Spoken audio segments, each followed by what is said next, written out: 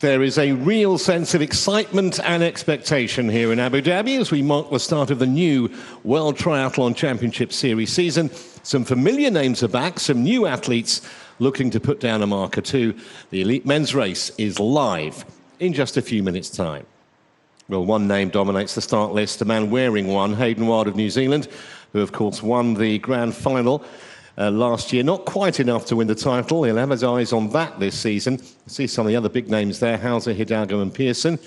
My name's Trevor Harris, Helen Jenkins alongside me, and there's a certain young American, Helen, that might just have a say today.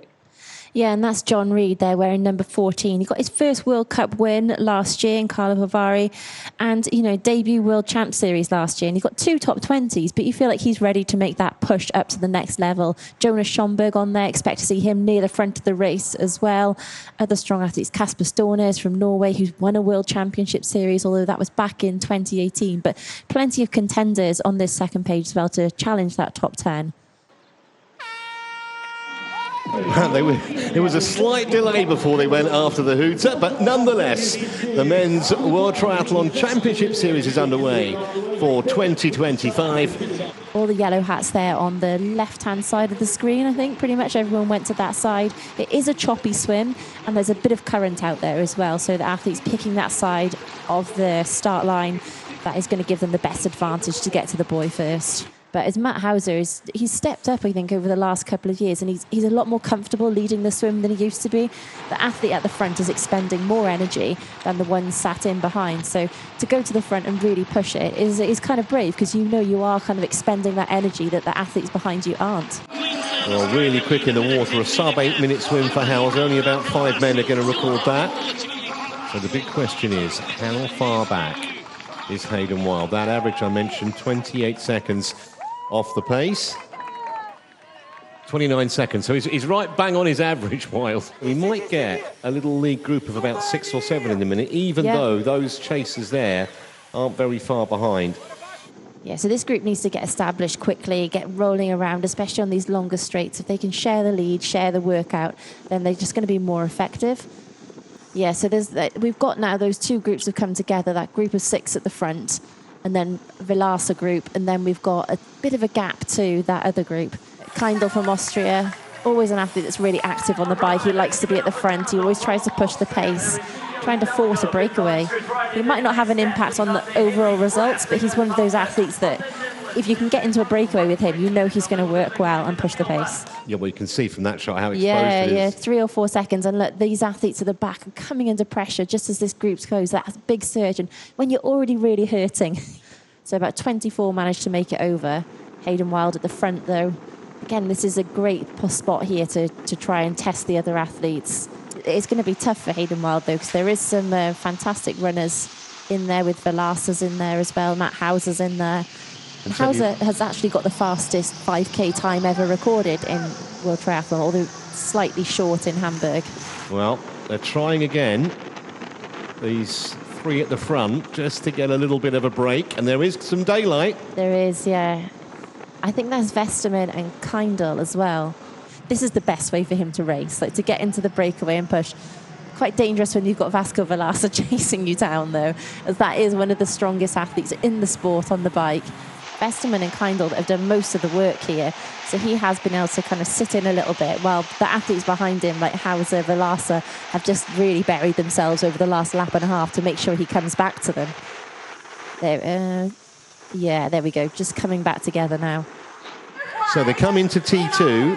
Ben Dijkstra going well as well, and we know his strongest suit is the run.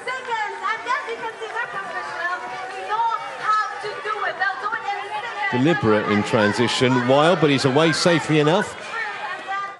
Hayden Wilde has thrown down the gauntlet here with his aggression on the bike. He's in that little leading group of 5 at the moment on this first lap of 2, 5K total. And already this leading trio have just got a little bit of a gap. These 3 Goliaths of triathlon appear to have it between them for the medals. The question is, who's going to get which colour? 2,500 metres will decide this. Yeah, it was Adrian Brifford there. Ben Dijkstra, well, he's doing pretty well for his first ever World Series then. Absolutely. Just wonder whether Vilaça is tiring, whether he's actually safe in third at the moment. Hauser nearest to the camera. Hayden Wilde, who won the grand final so memorably at the back end of last year. This isn't easy for Wilde. Look at him. He's digging in. He knows Hauser's not. I bet you can hear him as well. He's going to hear those footsteps behind him. Hauser is not giving Wilde an easy ride. He's making him work. You can see the grimace from the Kiwi there. And Vilaça actually has probably made ground on both of them over the last couple of minutes.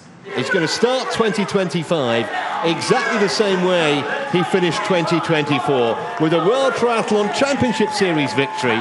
He wins the opener, Matt Hauser a gallant second, and Vasco Vilaça, no one anywhere near him. He can coast home for third, and three of the class acts in the field are going to be on the podium in a few minutes' time.